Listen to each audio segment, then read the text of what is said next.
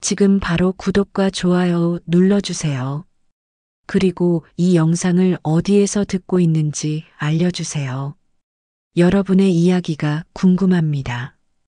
지난 주말 민수와 수진이 찾아왔습니다. 장례를 치른 지 이제 겨우 보름이 지났을 뿐인데 아직도 집안 곳곳에는 향 냄새가 배어 있었습니다. 현관 벨소리가 울렸을 때 순간 창희가 돌아온 것만 같아 가슴이 덜컥 내려앉았습니다. 하지만 문을 열자 민수가 차가운 표정으로 서류 가방을 들고 서 있었고 수지는 그 뒤에서 무표정한 얼굴로 핸드폰만 들여다보고 있었습니다. 거실로 들어선 민수는 한마디 인사도 없이 테이블 위에 서류들을 쏟아냈습니다. 검은색 가죽 서류 가방에서 나온 부동산 문서들과 통장, 보험 증서들이 마치 낙엽처럼 흩어졌습니다. 평소에도 무뚝뚝했던 민수였지만 이날은 마치 업무적인 미팅을 하러 온 것처럼 사무적이었습니다. 수지는 소파에 앉아 다리를 꼬고 한숨만 내쉬었죠. 창밖으로는 늦가을에 차가운 비가 내리고 있었습니다. 창희의 장례식 날에도 이렇게 비가 내렸었죠. 빗방울이 창문을 두드리는 소리를 들으며 문득 지난해 이맘때 창희와 함께 우산을 나눠 쓰고 단풍길을 걸었던 기억이 떠올랐습니다. 창희는 늘 제 어깨가 비에 젖지 않게 우산을 기울여 들곤 했었는데 이제는 그 따뜻했던 배려도 추억이 되어버렸습니다. 아직도 매일 아침 창희가 늘 앉던 식탁 자리를 정리하지 못하고 있습니다. 늘 그 자리에 앉아 커피를 마시며 신문을 읽던 창희의 모습이 선명히 보이는 것만 같아서 감히 그 자리를 치울 수가 없었습니다.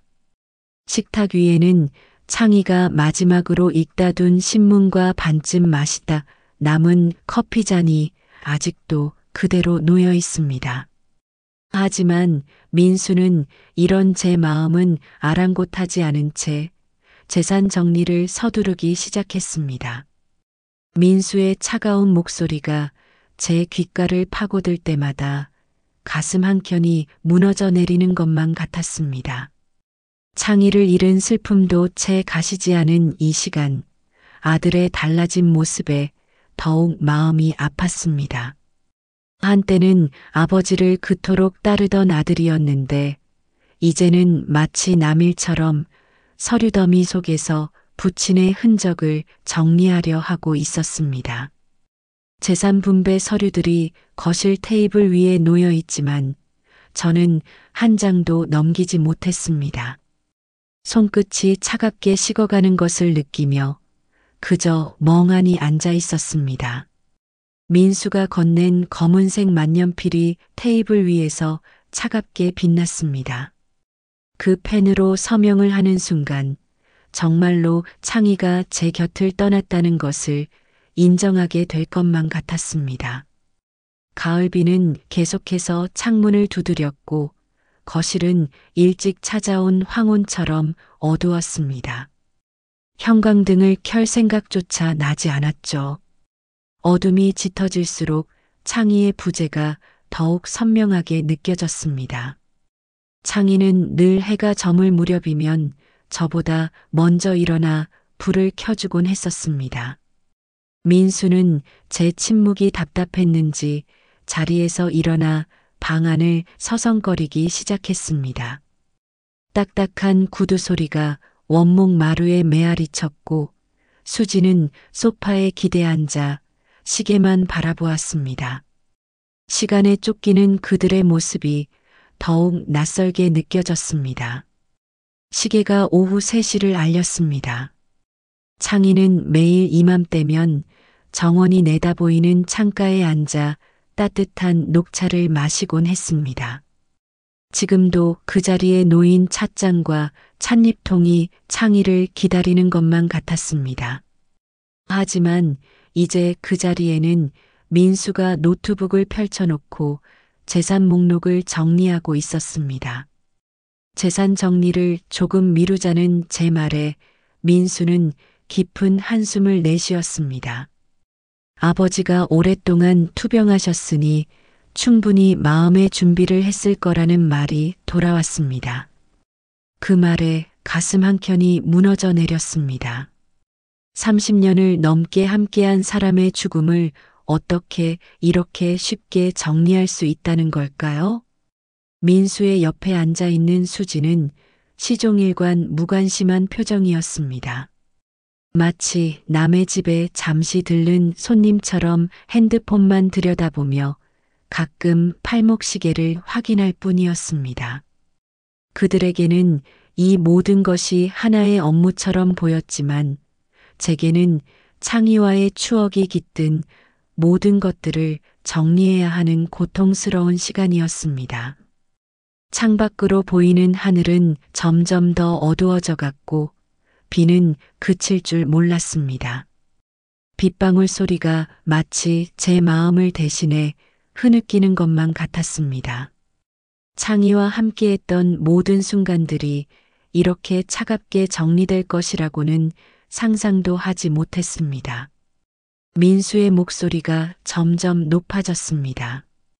재산 정리를 미루는 제 태도가 답답했던 모양입니다. 아버지가 돌아가신 지 보름이나 지났으니 이제는 현실을 직시해야 한다고 했습니다. 그 말에 순간 숨이 막혔습니다. 보름이라는 시간이 33년의 결혼 생활을 정리하기에 충분하다고 생각하는 아들의 마음을 이해할 수 없었습니다. 거실 벽면에 걸린 민수의 대학 졸업 사진이 눈에 들어왔습니다. 창희는 그날 얼마나 자랑스러워 했었는지 모릅니다. 사진 속에서 창희는 민수의 어깨에 손을 얹고 환하게 웃고 있었죠. 하지만 지금 제 앞에 서 있는 아들의 모습은 그 사진 속 모습과 너무나 달랐습니다. 책장 위 화분에는 창희가 마지막으로 물을 준 스킨답서스가 시들어가고 있었습니다. 매주 일요일이면 창희는 이 화분에 정성스레 물을 주며 잎사귀를 닦아주곤 했습니다. 이제는 그 푸르던 잎이 노랗게 변해가고 있었지만 저는 감히 그 자리에 물을 줄 수가 없었습니다. 창밖으로는 단풍이 떨어지고 있었습니다. 낙엽이 떨어질 때마다 창희와의 추억도 한 장씩 떨어져 나가는 것만 같았습니다. 민수는 업무용 서류를 정리하듯 재산 목록을 하나씩 체크해 나갔고 수지는 핸드폰으로 쇼핑몰을 둘러보고 있었습니다. 창희의 투병 기간이 길었다는 이유로 민수는 제가 이미 남편의 죽음을 받아들였을 거라 단정지었습니다. 하지만 오히려 긴 투병 생활 동안 더욱 깊어진 사랑을 어떻게 설명할 수 있을까요? 매일 밤 창희의 땀을 닦아주며 나눈 눈빛, 힘들 때마다 서로 잡아주던 손길, 그 모든 순간이 제게는 더없이 소중한 시간이었습니다. 마침내 저는 참았던 눈물을 터뜨리고 말았습니다. 민수는 잠시 당황한 듯 했지만 이내 서류를 정리하며 이성적으로 생각해야 한다고 말했습니다. 수지는 그제서야 핸드폰에서 눈을 떼고 시계를 보더니 저녁 약속 시간이 다가온다며 서두르라고 민수를 재촉했습니다. 거실 한켠에는 창희가 평생을 모아온 LP판들이 가지런히 꽂혀 있었습니다. 매주 일요일 아침이면 클래식 음악을 틀어놓고 신문을 읽던 창희의 모습이 선명했습니다. 이제 그 음악은 영원히 멈춰버렸지만 제 귓가에는 아직도 그 선율이 맴돌고 있었습니다. 창희는 평생 술을 멀리했던 사람이었습니다. 건강에 대한 자부심이 컸고 매일 아침 공원을 3바퀴씩 걸을 정도로 규칙적인 생활을 했습니다. 그래서 그날 병원에서 들은 암 진단은 마치 악몽처럼 느껴졌습니다. 진단 결과를 받던 날 병원 복도는 유난히 하얗고 차가웠습니다. 담당인은 스트레스성 위장 장애라고 생각했던 증상이 위암이었다고 설명했습니다. 창희의 얼굴이 순식간에 창백해졌고 저는 그의 떨리는 손을 꼭 잡았습니다. 평생 건강을 자랑으로 여기던 창희였기에 그 순간의 충격은 더욱 컸을 것입니다. 집으로 돌아오는 차 안에서 창희는 한마디도 하지 않았습니다. 늘 라디오를 틀어두던 습관도 잊은 채 그저 앞만 바라보며 운전대를 잡았습니다. 거실 시계가 울리는 소리만이 무거운 침묵을 깨뜨렸고 창밖으로 지나가는 가로등 불빛이 창희의 굳은 표정을 비추었습니다. 그날 이후 창희는 급격히 달라졌습니다. 매일 아침 하던 산책도 건너뛰기 시작했고 식탁에 앉아 있는 시간도 짧아졌습니다. 항상 반듯하게 정돈하던 책상도 점점 어지러워졌습니다. 평생 입에 대지 않던 술을 마시기 시작했고 밤마다 홀로 베란다에 서서 먼 곳을 바라보곤 했습니다. 항암 치료가 시작되었습니다. 매주 월요일이면 병원 의자에 앉아 주사를 맞는 창희의 모습을 지켜보는 것이 저에게는 또 다른 형태의 고통이었습니다. 늘 건강하고 의젓했던 창희가 점점 야위어가는 모습을 보며 밤마다 이불 속에서 혼자 눈물을 삼켰습니다. 하지만 창희는 제가 울지 않을 때만 힘들어했습니다. 제 눈에 눈물이 고이면 언제나 괜찮다며 웃어 보였고 오히려 저를 위로했습니다. 맛있는 것을 먹지 못해도 식탁에 앉아 제가 끓인 죽을 한 숟가락이라도 비우려 애썼고 힘들 때조차 우리 마누라가 고생한다며 제 손을 잡아주었습니다. 처음에는 너무나 가혹하게만 느껴졌던 항암 치료였지만 다행히 창희의 상태는 조금씩 호전되어 갔습니다. 의사는 조심스럽게 희망적인 이야기를 전했고 창희의 얼굴에도 조금씩 혈색이 돌아왔습니다. 퇴원하던 날 우리는 마치 새로운 삶을 선물 받은 것처럼 행복했습니다. 그때는 미처 알지 못했습니다.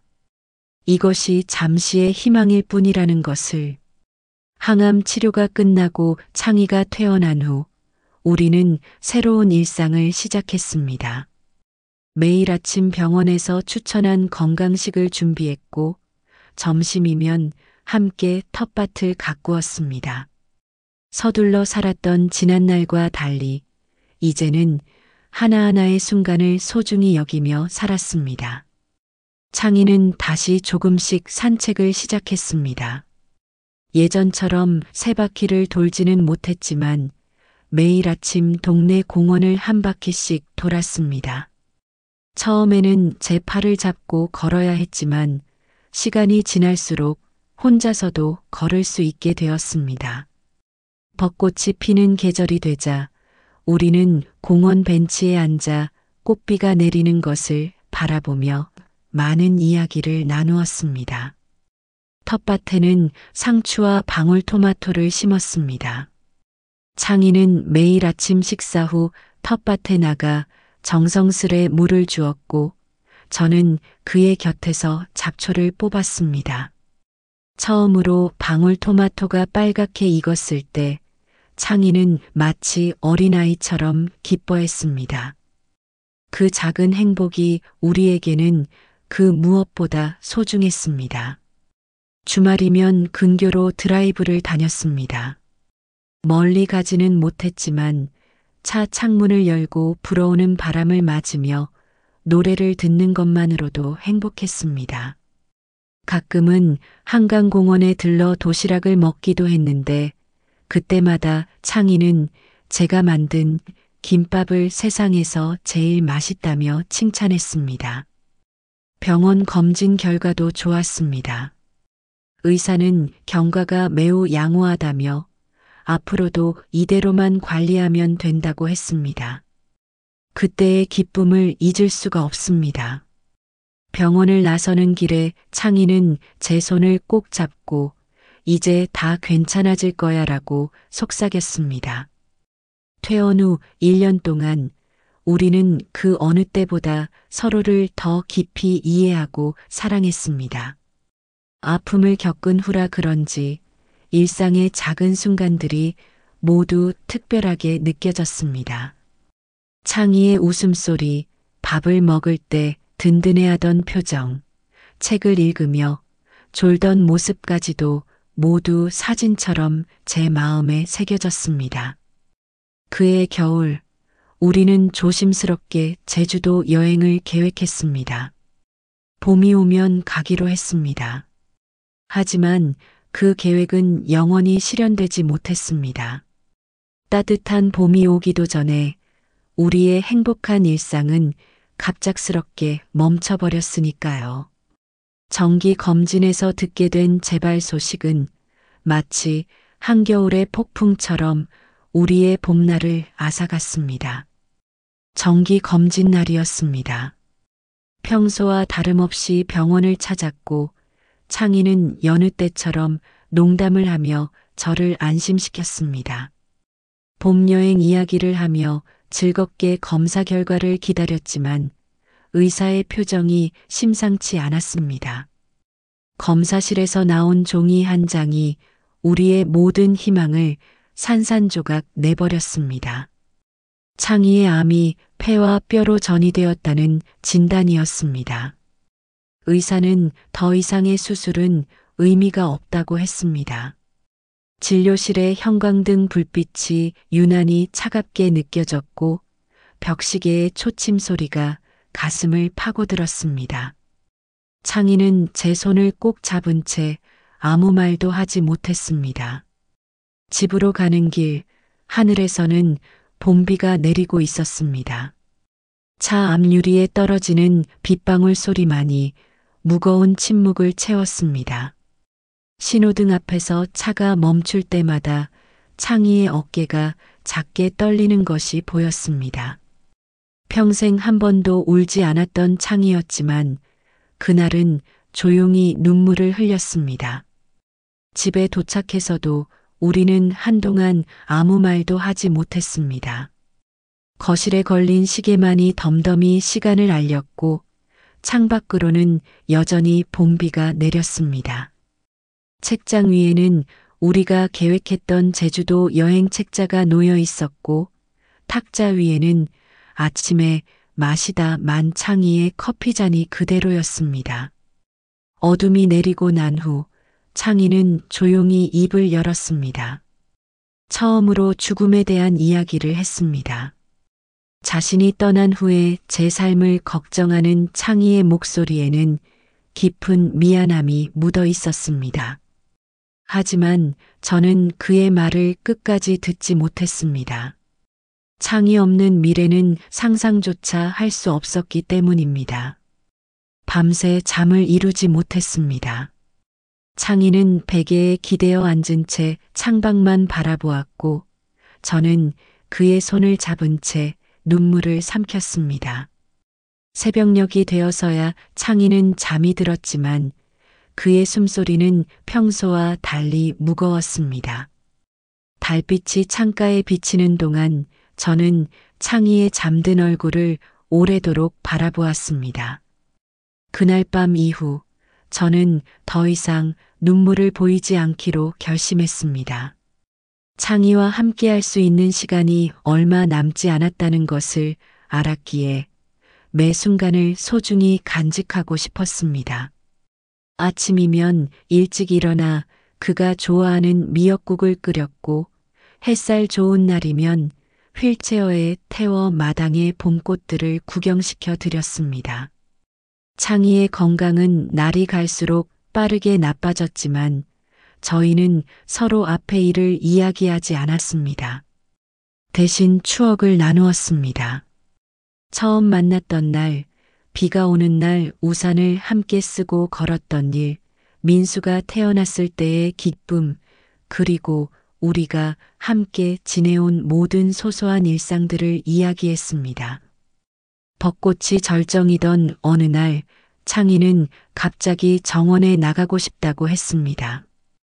햇살은 따뜻했지만 바람이 차가워서 망설여졌습니다.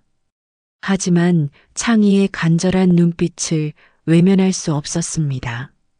두꺼운 담요로 그의 무릎을 덮고 휠체어를 밀어 정원으로 나갔습니다. 벚꽃잎이 휘날리는 가운데 창희는 오랫동안 하늘을 바라보았습니다.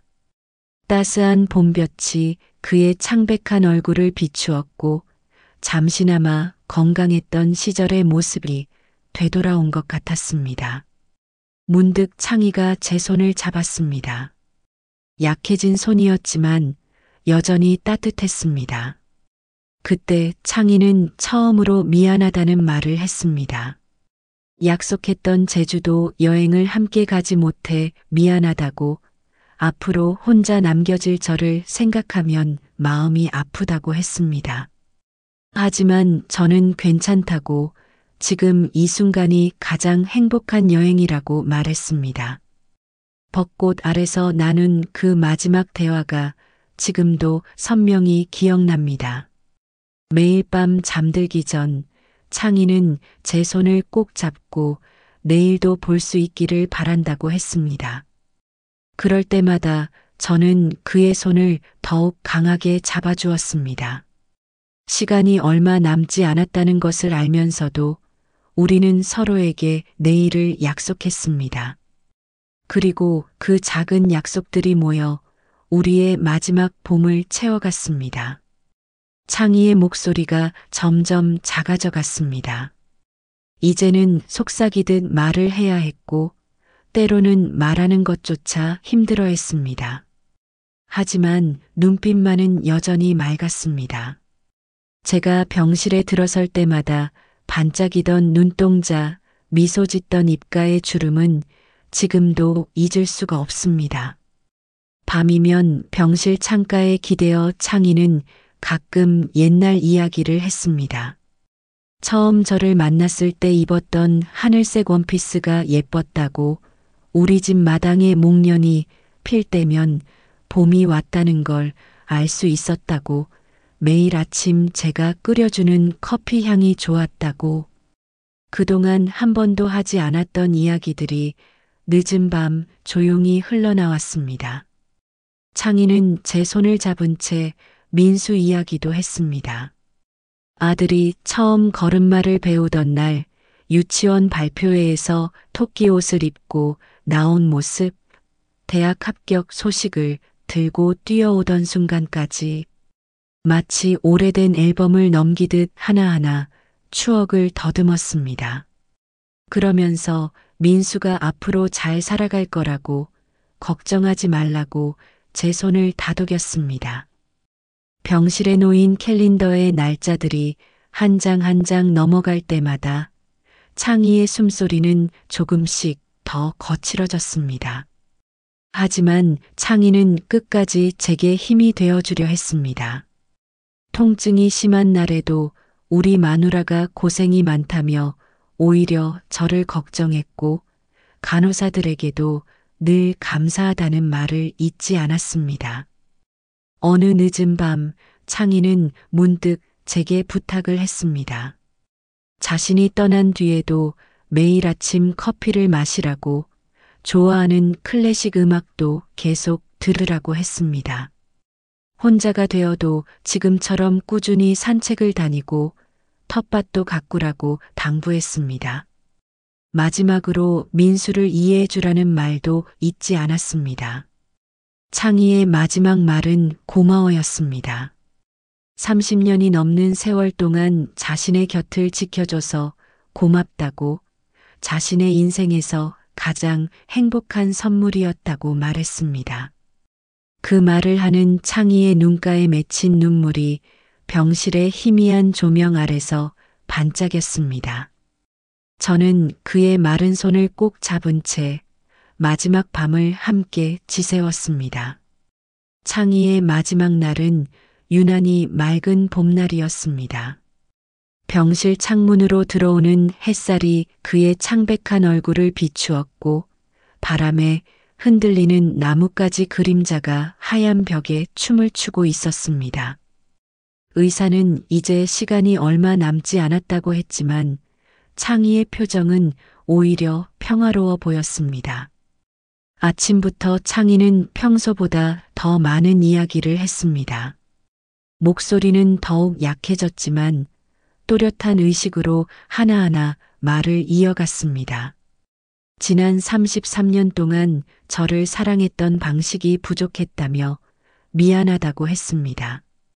제가 해준 된장찌개가 세상에서 제일 맛있었다고, 제 웃는 모습이 가장 예뻤다고, 우리의 첫 데이트 때 입었던 분홍빛 스웨터가 아직도 선명히 기억난다고 말했습니다. 점심 무렵 창희는 문득 창 밖을 보더니 봄나들이를 가고 싶다고 했습니다. 말로만 다녀오자며 봄날의 풍경을 이야기했습니다. 벚꽃 핀 남산 둘레길을 걷고 한강공원에서 도시락을 먹고 저녁에는 남산타워의 불빛을 보며 커피를 마시자고 했습니다. 마치 정말 그곳에 있는 것처럼 행복한 표정이었습니다. 오후가 되자 창희의 호흡이 점점 불규칙해졌습니다. 하지만 끝까지 제 손을 놓지 않았고 힘들 때마다 괜찮다는 듯 엄지손가락을 살짝 움직여 주었습니다. 저는 그의 이마에 맺히는 땀을 닦아주며 그동안 해주고 싶었던 말들을 조용히 들려주었습니다. 우리의 첫 만남부터 마지막 순간까지 모든 것이 축복이었다고 말했습니다. 해가 저물 무렵 창희는 마지막 미소를 지으며 제게 속삭였습니다. 여보, 정말 행복했어요. 당신을 만난 건 내 인생 최고의 순간이었어요. 그리고는 마치 잠든 것처럼 조용히 눈을 감았습니다. 병실 창 너머로 저녁 노을이 붉게 물들고 있었고 어디선가 봄바람에 꽃잎이 날리는 것이 보였습니다. 모니터에 긴 경고음이 울리고 의료진이 병실로 들어왔지만 저는 그저 창희의 손을 잡은 채 그대로 있었습니다. 마지막 순간까지 따뜻했던 그의 손, 평화로운 미소, 그리고 마지막 말 한마디까지 모든 것이 너무나 선명했습니다. 창밖으로 봄날의 황혼이 짙어갔고 저는 생각했습니다. 이제 정말 창희가 떠났구나 하고 창희가 떠난 지 보름 거실 시계는 여전히 똑딱거리며 시간을 알리고 있습니다. 하지만 제게는 모든 것이 창희가 떠난 그 순간에 멈춰버린 것만 같습니다.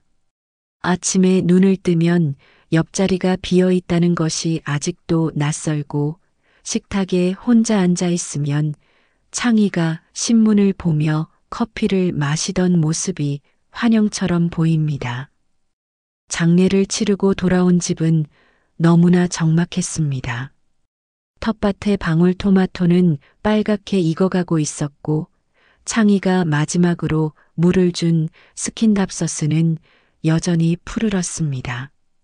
하지만 이제는 그 누구도 토마토를 따지 않고 화분에 물을 주지 않습니다. 창희의 흔적들이 하나둘 사라져가는 것을 지켜보는 일이 저에게는 또 다른 이별처럼 느껴집니다. 민수는 장례식이 끝나자마자 재산 정리를 서두르기 시작했습니다. 아버지의 빈자리가 아직 차갑기만 한데 통장과 부동산 서류를 들고 찾아온 아들의 모습에 가슴이 미어집니다. 한때는 아버지를 그토록 따르던 아이였는데 이제는 마치 남의 일처럼 차갑게 대하는 모습이 너무나 서글픕니다. 수지는 시종일관 무관심한 태도입니다. 핸드폰만 들여다보며 한숨을 내쉬고 빨리 정리하고 가자며 민수를 재촉합니다. 창희는 늘 며느리에게 다정했는데 그런 시아버지의 마음을 수지는 전혀 이해하지 못하는 것 같습니다. 장례식장에서 민수는 이미 예견된 일이라며 마음의 준비를 하고 있었다고 했습니다. 하지만 제게 창희의 부재는 준비할 수 있는 것이 아니었습니다. 33년을 함께한 사람의 빈자리를 어떻게 준비할 수 있을까요? 매일 밤 잠들기 전 나누던 이야기, 아침에 눈을 뜨면 마주치던 미소, 일상의 모든 순간에 스며있던 창희의 존재를 어떻게 지워낼 수 있을까요? 창밖으로는 여전히 봄비가 내립니다.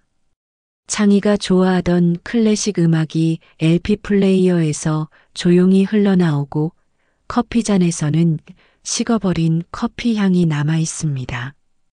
이제 저는 창희가 남긴 마지막 부탁을 지키며 살아가려 합니다.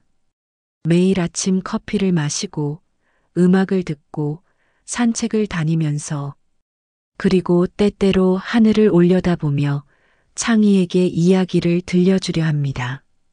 우리의 사랑이 영원히 기억될 수 있도록. 진료실에서 암 진단을 받던 날 저는 오후 레슨 시간만 생각났습니다. 의사가 췌장암이라는 말을 하는 동안에도 오후 3시에 있을 지수의 발표의 준비가 걱정되었습니다. 40년간 단 한 번도 빠진 적 없는 레슨이었기에 오늘도 서둘러 학원으로 발걸음을 옮겼습니다. 봄바람이 불어오는 골목길, 저희 미도림 피아노의 낡은 간판이 여전히 반짝였습니다. 1983년 처음 이곳을 열었을 때의 설렘이 아직도 생생합니다. 빛바랜 벽지와 오래된 피아노들, 계단을 오르는 아이들의 발걸음 소리까지 모든 것이 제 인생의 일부가 되었습니다. 레슨실에 들어서자 지수가 쇼팽의 왈츠를 연습하고 있었습니다. 평소보다 창백했던 제 얼굴을 숨기며 여느 때처럼 아이의 자세를 교정해 주었습니다. 등이 휘었다고 주의를 주고 손목의 높이를 맞춰주는 동안 문득 이런 순간들이 얼마나 남았을지 생각하니 눈시울이 붉어졌습니다. 저녁이 되어 마지막 학생이 돌아간 후 혼자 남은 레슨실에서 피아노 앞에 앉았습니다. 까만 건반 위에 떨어진 눈물을 닦으며 제가 처음 피아노를 배우던 어린 시절을 떠올렸습니다. 그때의 꿈과 열정으로 지금까지 수많은 제자들과 함께했는데 이제는 그 시간도 얼마 남지 않았다는 생각에 가슴이 먹먹해졌습니다. 창밖으로 들리는 하교하는 아이들의 웃음소리가 유난히 크게 들렸습니다. 내일도 모레도 그 다음 날도 이 교실에는 아이들이 찾아올 텐데 그들의 꿈과 열정을 끝까지 지켜보지 못할 것이라는 생각에 손끝이 떨려왔습니다. 하지만 저는 마지막까지 이 자리를 지키기로 했습니다. 제가 할 수 있는 한 아이들의 음악을 끝까지 들어주고 싶었습니다. 아침 8시 늘 그랬듯이 가장 먼저 학원 문을 열었습니다. 작은 티스푼으로 커피를 저으며 창가에 서면 등교하는 아이들의 발걸음 소리가 들립니다. 그 중에는 피아노 가방을 메고 바쁘게 지나가는 제자들도 있겠죠. 40년이라는 시간 동안 이 창가에서 지켜본 아이들이 어느새 어른이 되어 자신의 아이들을 다시 이곳으로 보내고 있습니다. 레슨실 한켠의 낡은 책장에는 수많은 악보들이 꽂혀 있습니다.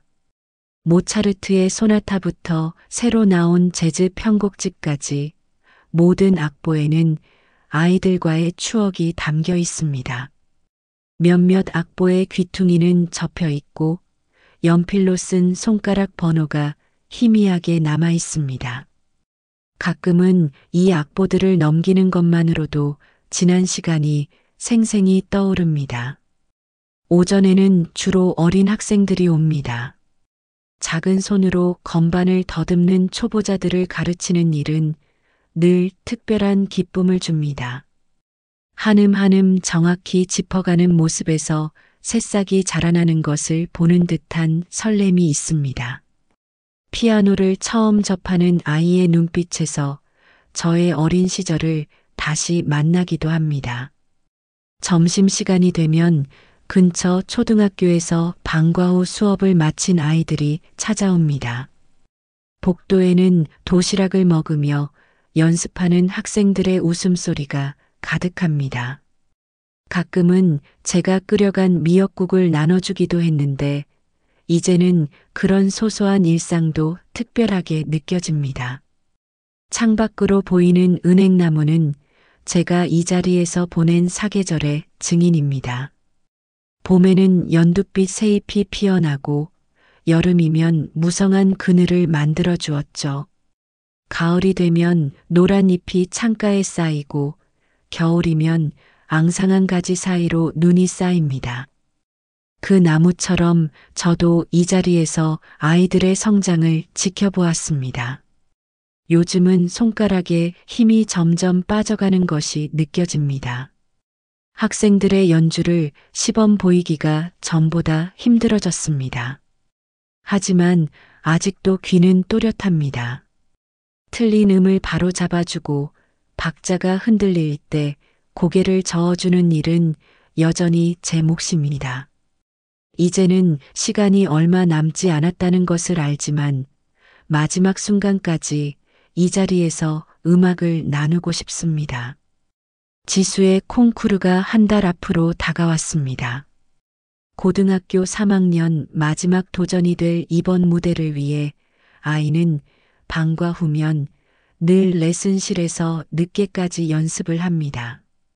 쇼팽 발라드 4번, 제가 가장 사랑하는 곡이자 가장 어려운 곡을 선택했죠.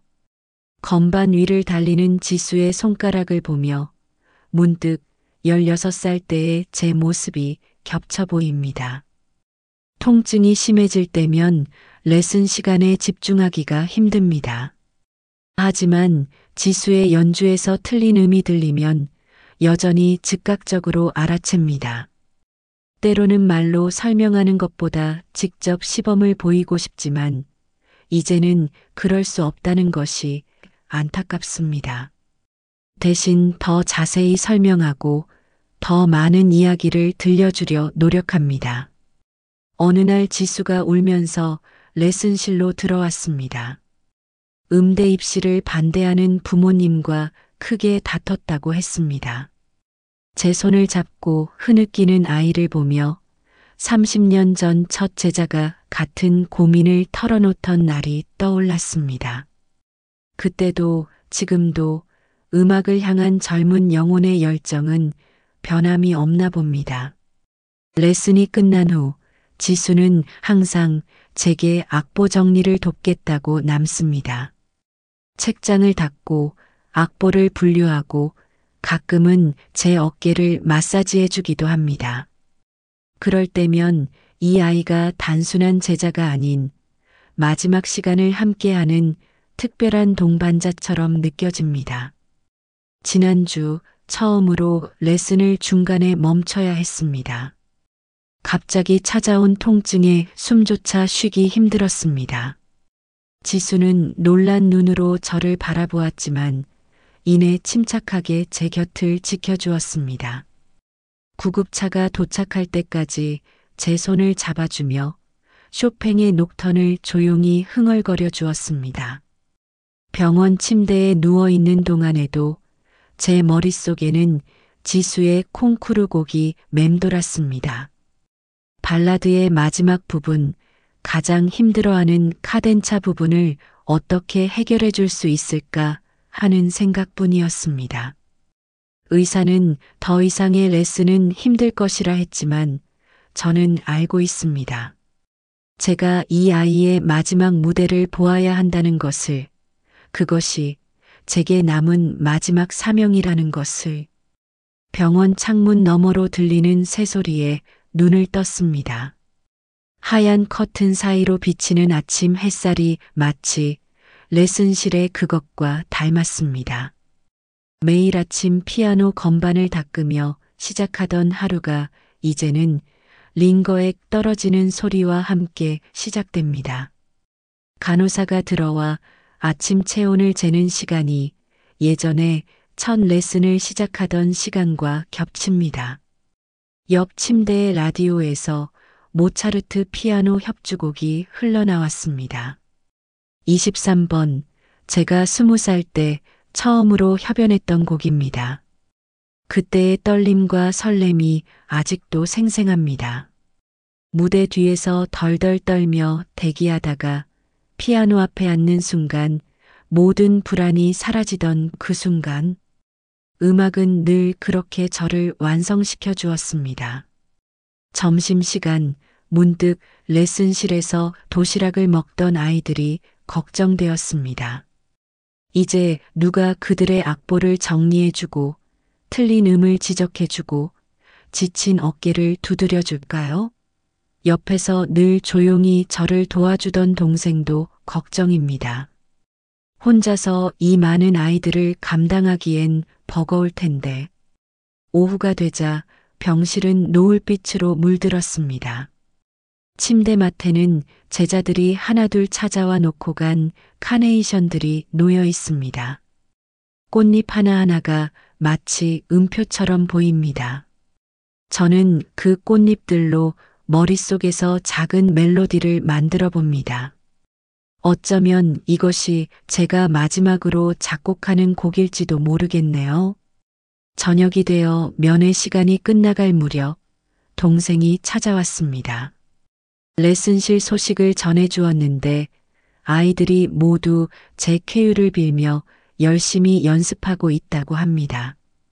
특히 지수는 매일 방과 후에 레슨실에 남아 밤늦게까지 연습한다고 하네요. 그 이야기를 들으니 갑자기 피아노가 그리워졌습니다. 밤이 되어 병실이 조용해질 때면 저는 이불 위에서 손가락을 움직이며 조용히 연습을 합니다. 통증 때문에 건반을 누를 힘도 없지만 머릿속으로는 선명한 음들이 흐릅니다. 지수의 발라드가, 어린 제자들의 소나티네가, 그리고 제가 평생 사랑해온 모든 곡들이 끊임없이 울려 퍼집니다. 일요일 오후 평소와 다른 분주한 기운이 병실을 감쌌습니다. 늘 조용하던 복도에서 수군거리는 소리가 들렸고 간호사들도 평소보다 자주 병실을 들여다보았습니다. 그리고 잠시 후 예상치 못한 방문객들이 문을 열었습니다. 30살이 된 첫 제자 미연이, 이제는 유명 음악가가 된 준호, 피아노 학원을 운영하는 세리, 그리고 독일에서 유학 중이라던 지은이까지 저의 오랜 제자들이 한 명 둘씩 병실로 들어왔습니다. 흰 와이셔츠에 검은 치마와 바지를 차려입은 모습이 마치 앙상블 연주를 앞둔 것만 같았습니다. 미연이가 제 손을 잡으며 말했습니다. 다음 주 토요일 병원 로비에서 작은 연주회를 열게 되었다고. 제자들이 모여 준비한 깜짝 선물이라고 했습니다. 저는 왈칵 눈물이 났습니다. 제가 그동안 가르쳤던 곡들을 이제는 그들이 연주한다니 이보다 더 큰 선물이 있을까요? 준호는 태블릿으로 연습 영상을 보여주었습니다. 매주 일요일마다 모여 연습했다는 이야기에 가슴이 먹먹해졌습니다. 각자 바쁜 삶 속에서도 시간을 내어 이런 준비를 했다는 게 믿기지 않았습니다. 화면 속에서는 지수도 보였습니다.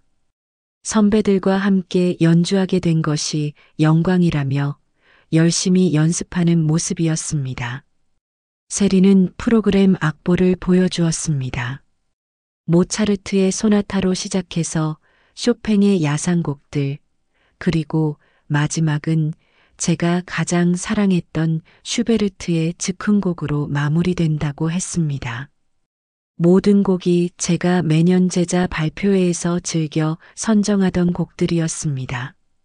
해질녘 기대어 제자들이 돌아간 후 저는 오랫동안 창밖을 바라보았습니다.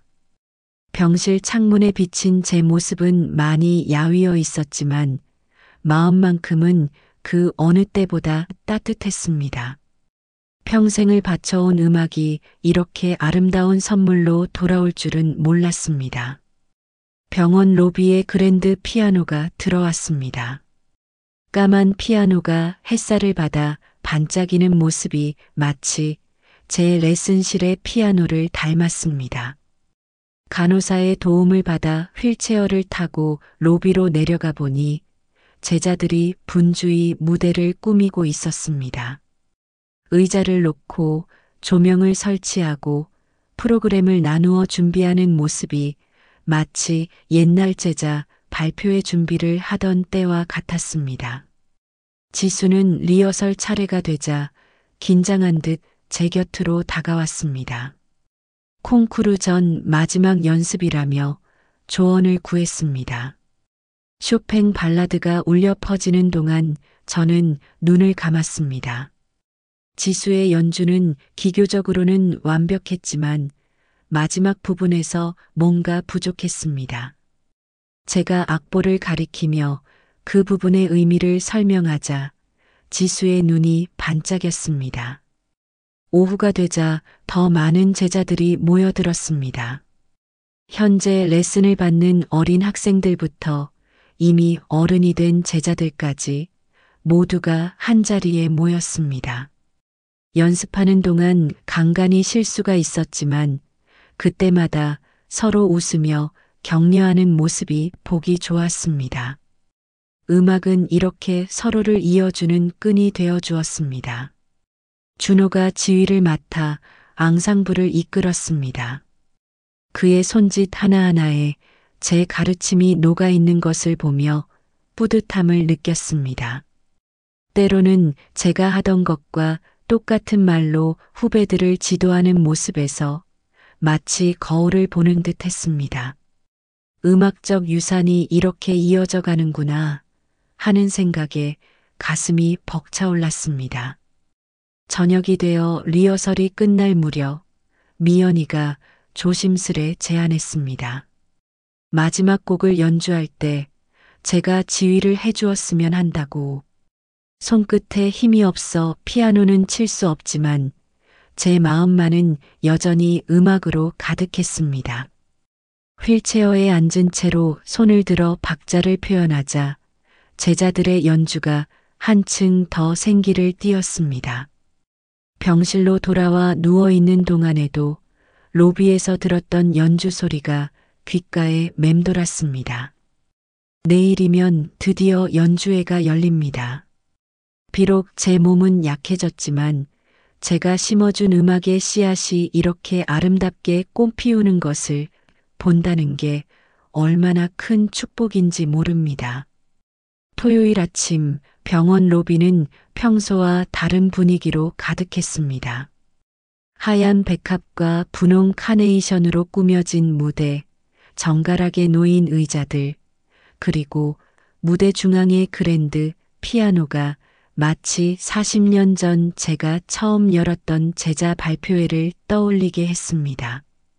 창밖으로는 봄비가 부슬부슬 내리고 있었지만 로비는 따뜻한 조명으로 밝게 빛났습니다. 오후 2시 연주회가 시작되었습니다. 첫 순서는 현재 레슨을 받는 어린 학생들의 앙상블이었습니다. 모차르트의 작은 별 변주곡을 8명의 아이들이 4대의 피아노에서 연주했습니다. 가끔 실수하는 음이 있었지만 그것조차도 귀엽게 느껴졌습니다.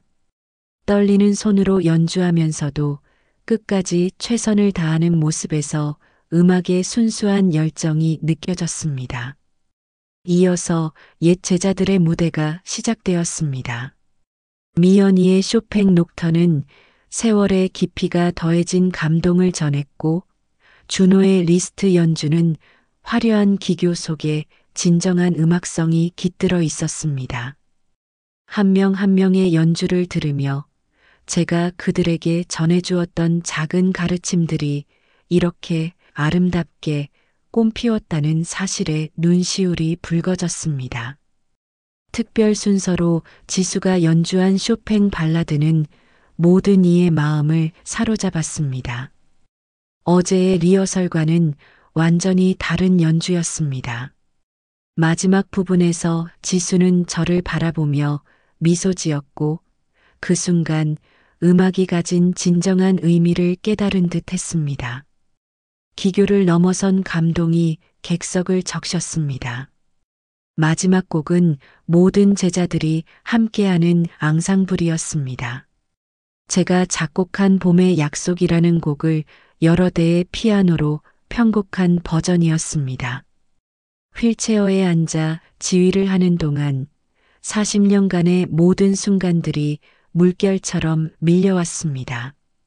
처음 피아노를 가르치던 날부터 수많은 발표회와 콩쿠르, 그리고 지금 이 순간까지 연주회가 끝난 후 제자들은 한 명씩 제게 다가와 포옹을 했습니다. 어떤 이는 울음을 참지 못했고 어떤 이는 밝게 웃으며 감사하다고 말했습니다.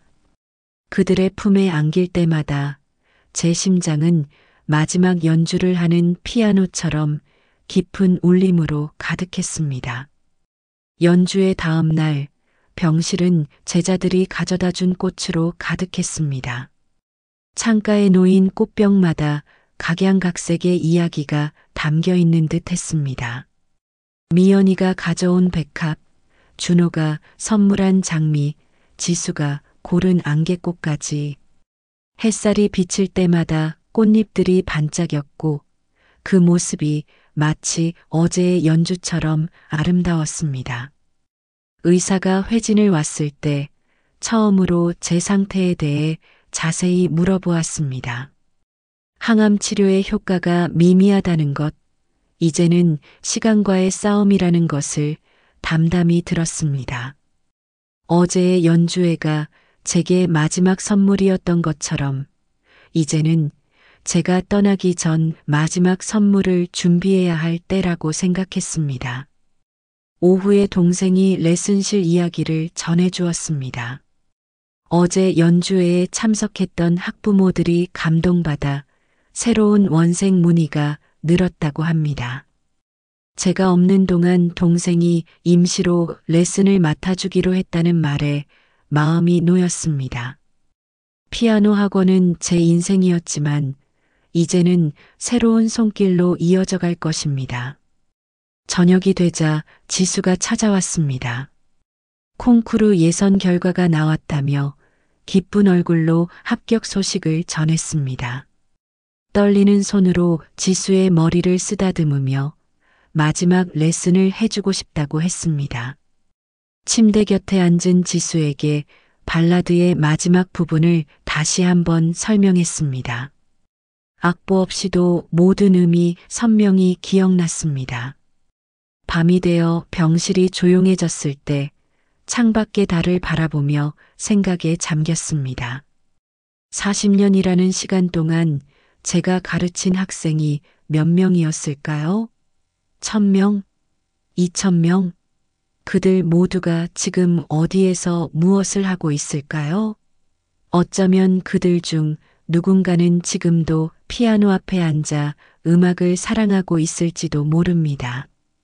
간호사가 마지막 회진을 마치고 불을 끄려 할 때 잠시 더 켜두어 달라고 부탁했습니다.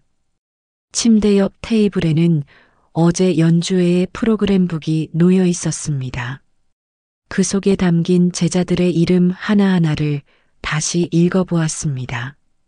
각각의 이름에는 추억이 깃들어 있었고 그 추억들이 모여 제 인생을 완성했다는 것을 깨달았습니다. 콩쿠르 당일 아침부터 고열이 있었습니다. 의사는 제가 경연장에 가는 것을 만류했지만 지수의 연주를 꼭 보고 싶다고 고집을 부렸습니다. 결국 의료진이 동행하는 조건으로 허락을 받았습니다. 휠체어에 앉아 병원을 나서는 순간 봄바람이 반갑게 맞이해 주었습니다. 예술의 전당 리사이트롤은 이미 긴장감으로 가득했습니다. 대기실에서 연습하는 피아노 소리들이 복도에 울려 퍼졌고 참가자들은 저마다의 방식으로 집중하고 있었습니다. 지수는 구석에서 조용히 악보를 보고 있었습니다. 제가 도착했다는 소식을 듣고 달려와 제 손을 꼭 잡았습니다. 경연 순서를 기다리는 동안 지수에게 마지막 조언을 해주었습니다. 기교를 뽐내려 하지 말고 그저 음악이 전하는 이야기에 집중하라고. 쇼팽이 이 곡을 쓸 때의 마음을 생각하라고. 지수는 평소보다 더 진지하게 제 말을 들었습니다. 그 눈빛에서 단순한 제자가 아닌 진정한 음악가의 모습이 보였습니다. 드디어 지수의 차례가 되었습니다. 무대에 오르기 전 지수는 제게 속삭였습니다. 선생님께 들려드리는 마지막 연주라고 생각하며 치를게요. 그 말에 가슴이 먹먹해졌지만 밝게 웃으며 고개를 끄덕였습니다. 발라드가 시작되었습니다. 첫 음부터 지수만의 색채가 느껴졌습니다. 기교적으로 어려운 부분도 흔들림 없이 해내었고 서정적인 부분에서는 깊은 감성이 묻어났습니다. 마지막 카덴차에 이르러서는 객석의 모든 사람이 숨을 죽였습니다. 그리고 마지막 화음이 홀을 가득 채웠을 때 저는 눈물을 참을 수 없었습니다. 연주가 끝나고 지수가 제게 달려왔을 때 말로 표현할 수 없는 자부심이 가슴을 채웠습니다. 아픈 몸을 이끌고 온 보람이 있었습니다. 제가 마지막으로 보게 될 제자의 연주가 이토록 완벽하다니 이보다 더 큰 선물이 있을까요? 병원으로 돌아가는 길, 차창 밖으로 석양이 아름답게 물들고 있었습니다. 지수의 연주가 귓가에 맴돌았고 40년간의 교직 생활이 영화처럼 스쳐 지나갔습니다. 이제는 여한이 없었습니다. 제가 전해준 음악의 씨앗이 이렇게 아름답게 꽃피웠으니까요. 콩쿠르 다음 날 아침 일찍 지수가 찾아왔습니다. 1등 수상 소식을 전하려 했지만 저는 이미 깊은 잠에 빠져 있었습니다. 의료진은 위중한 상태라고 했지만 제 입가에는 평화로운 미소가 머금어져 있었다고 합니다. 마치 아름다운 음악을 듣고 있는 것처럼 병실에는 어느새 많은 제자들이 모여들었습니다.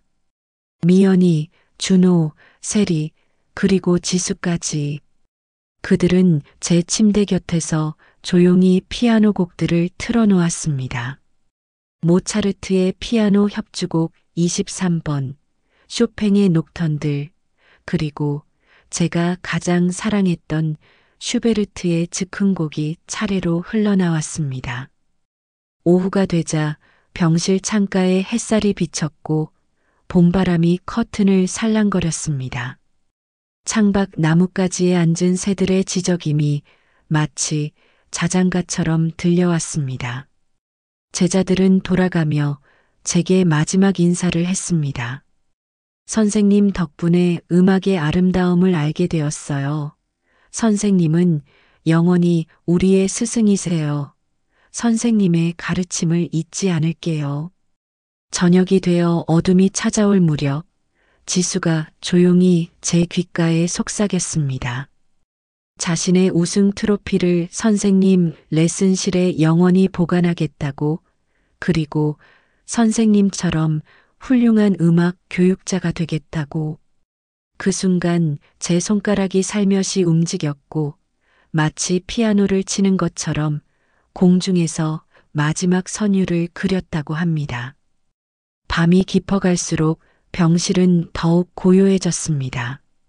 창밖으로 보이는 달빛이 마치 무대의 스포트라이트처럼 환하게 비쳤습니다. 그때 누군가 제가 작곡한 봄의 약속을 틀었고 그 선율을 들으며 저는 조용히 눈을 감았습니다. 장례식장에는 수많은 제자들이 찾아왔습니다. 놀랍게도 그들은 검은 상복 대신 연주회 때 입는 흰 셔츠와 검은 정장 차림이었습니다.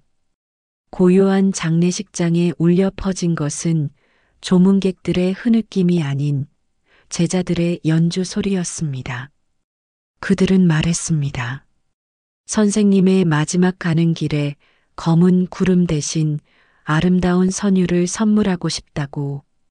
이제 미도림 피아노 교실에는 새로운 선생님이 있습니다. 지수는 음대 진학을 앞두고도 틈틈이 어린 학생들을 가르칩니다. 레슨실의 풍경은 변했지만 그곳에 울리는 음악만큼은 40년 전과 다름없이 따뜻합니다. 그리고 벽에 걸린 제 사진 앞에는 늘 신선한 꽃이 놓여 있습니다. 음악은 이렇게 끊임없이 이어지고 있습니다.